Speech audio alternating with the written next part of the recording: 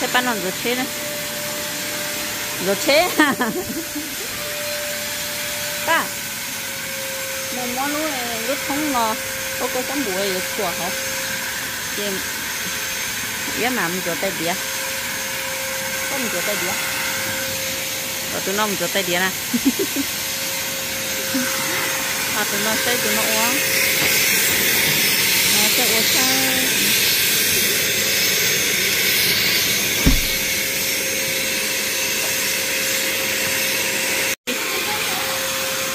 chị ạ ai phải đây đó em làm mối tao nữa tao đi liên nữa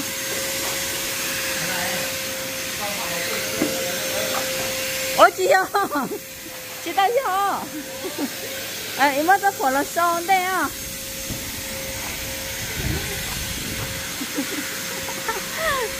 tôi đã đang rồi nè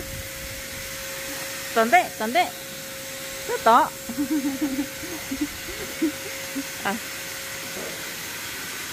mỗi anh tú đây chị mỗi cho cô có khổ chị mà so đó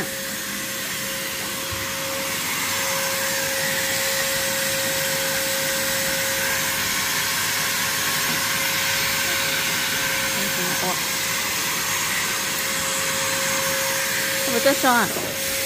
để nó ở chỗ cô ta chỉ so có thấp vấn ha tao kể nếu thì họ một bán nào hơn liền này tụi nó gì rửa tay đĩa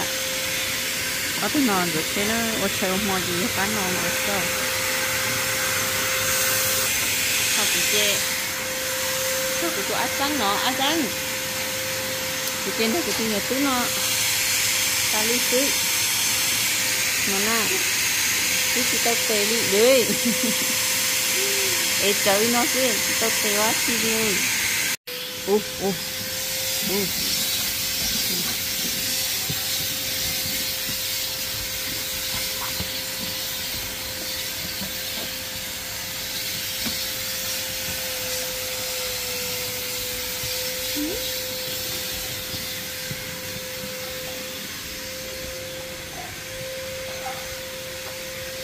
cho mình chỉ có ha ba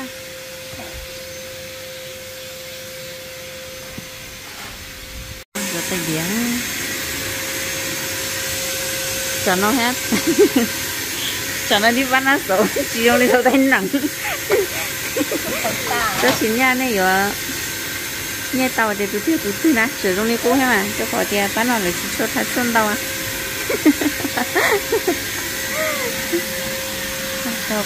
chẳng đi nó lên là xưa có lái ở cơ lái bye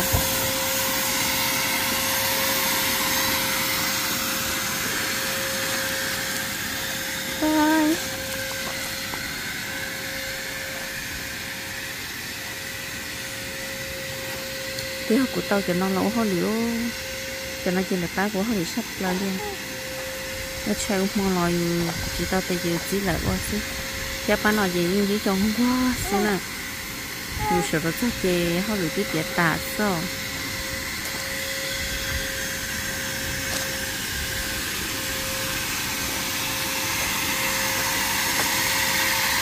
phải sao sắp tiền nó hết sao sắp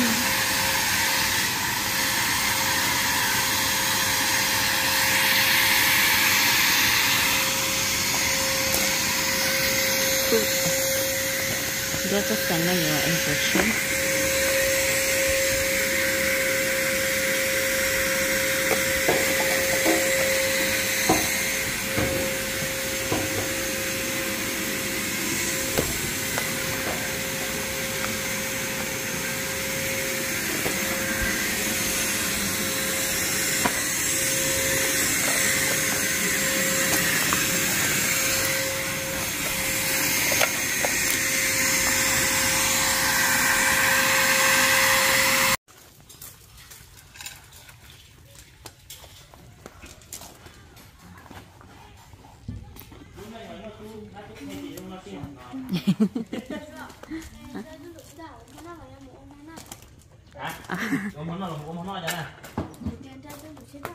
Ai tụi mình sửa lại ship về món nó. Để chơi thử thấy dài ôm món nó là ôm món nó này chỉ lò lục nghe. Hải tiền cho các anh chúa chết chắc là đi mua rồi nha, tiền mua rồi. Nhé, phải mua chế. Các bạn xem có không? Một chế. Một chế nào. Lo chế lo. À chế, quả tụi nó bé ô họ lử cho của. Nì họ ngồi ở trong sofa ha. Chỉ mua cô xếp vào lái hả? Chỉ mua lúc ngồi. Chỉ lúc còn ngồi khi nhé rồi. Chị em cũng khí rất khó. Biết bị nó à? Không chế rồi.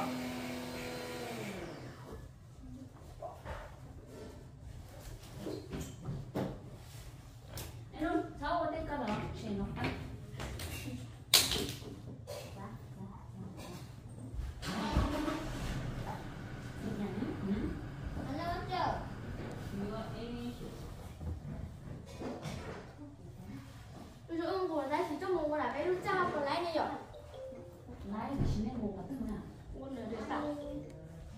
Giờ đi cho chơi phải lấy đồ.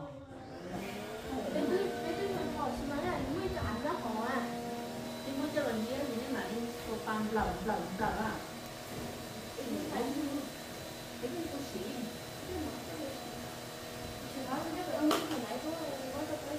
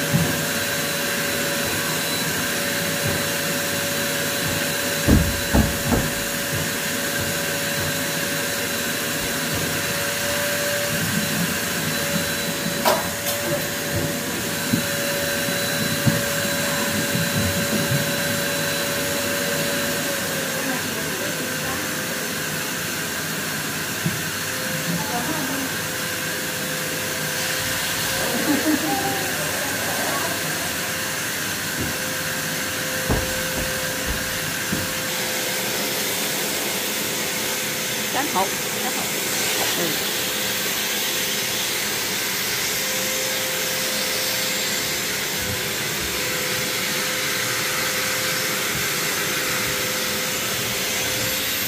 Cá đi cá non cái lái rồi giờ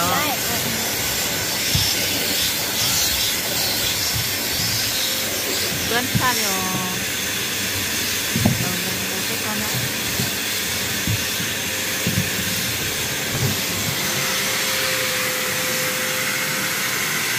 cái chị tê chị không có phải chứ mà cháu nó lâu mà nó để cháu mà nó nhìn nó đâu kỹ sao đâu kỹ sao ngon cay chú mua à mua cơ mà nó mua mà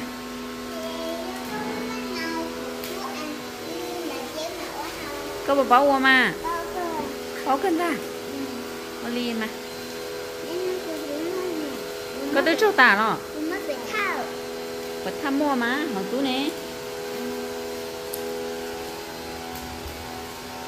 wow quá là sao có khứ của họ có cuốn rồi nát còn nó lo có bật chơi mà nhớ không ba có bên cái lúa tấn đồng loại lòng có lòng mắt chai à với tụi khấu nó ha tròn túi mà nó khấu tròn túi mà tụi khấu đó cái này chơi ăn ta lúc mẹ ấy xưa ha lúc nào cô có chơi mà bà chị ơi cho cô má nấu không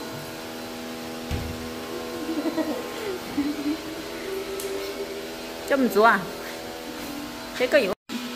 sao lo sao thì là chỗ chạy tao mà có chạy chị lấy à mất hả nó của chạy số tự ngon nè có thấy quá anh có lò bể trong nè mất trò lúc phía anh có lò bể trong nè mà đi chặt ăn số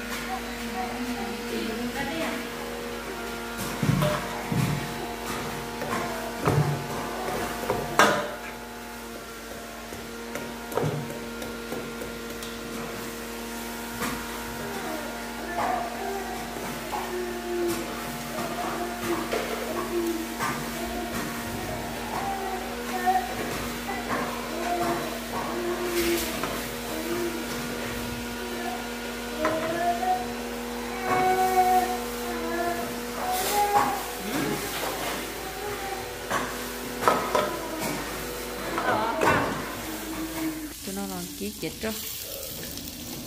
thằng cái rậu rồng tao tuần của con à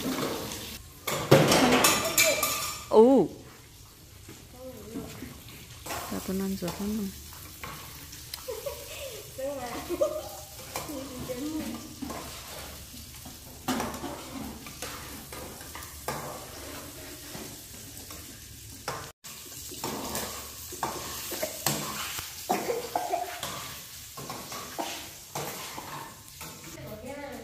Chua chịu ơi.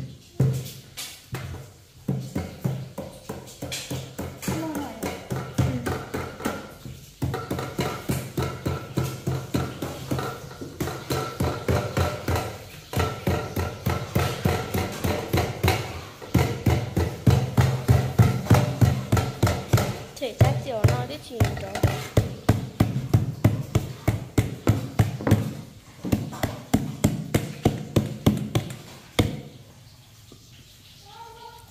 Thì bắt chia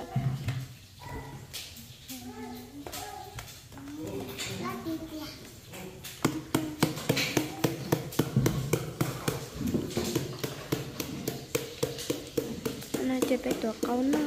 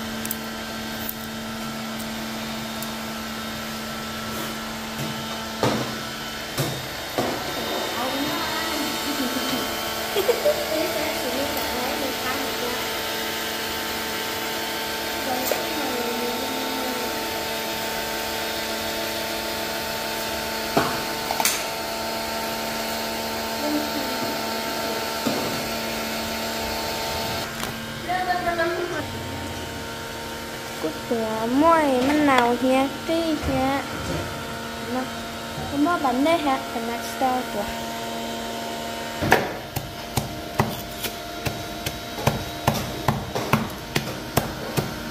Uống rượu bây giờ.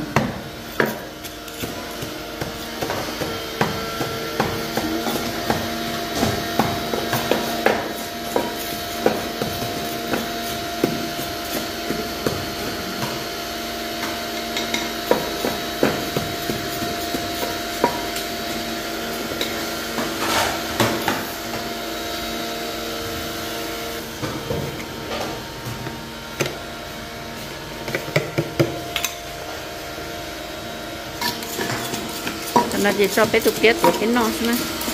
mà nó ở đó nó là xỉ mừ nữa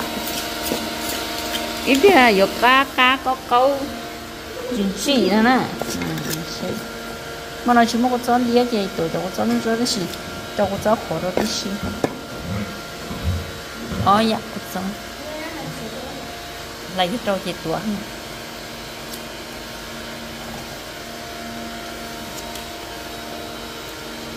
thấy nó biết sự chừng nó cái quay rau nữa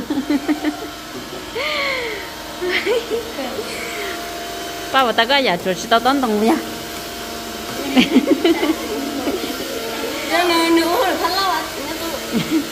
em cứ xí giả phát xí đấy không bao giờ không qua đâu à nó rau chuột khi sẽ cái trâu sò cá hứng nó cái trâu cá pi bả lệ nắm bà đây biết xíu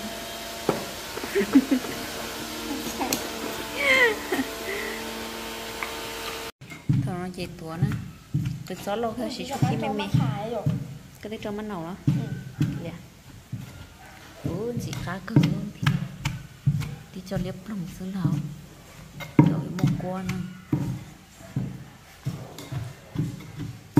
cái gì thứ nhá nó có hay sao có chỉ nên cân tua tìm hết có mà nhớ sắp lá cái sao lên tụi có số chị nhưng chỉ tâm sai lên từ liền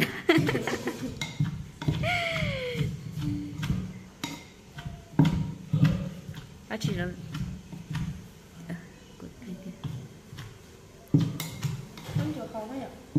cho hậu nó chán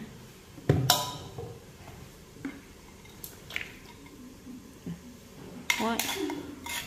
cô gọi ta đâu mà trâu lúa thang ra là phải nó nó cũng táo cái nó nhấn lon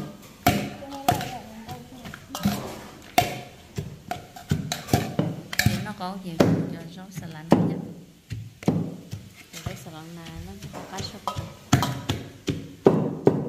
chỉ nó rau xà lách vừa xuân nún nữa ôi mà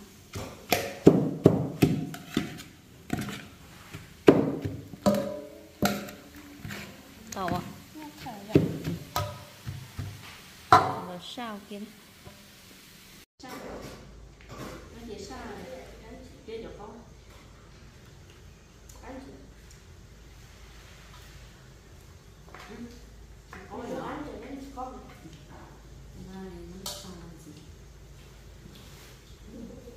chỉ cứ ngồi cho những cột chiếu có độ mất rồi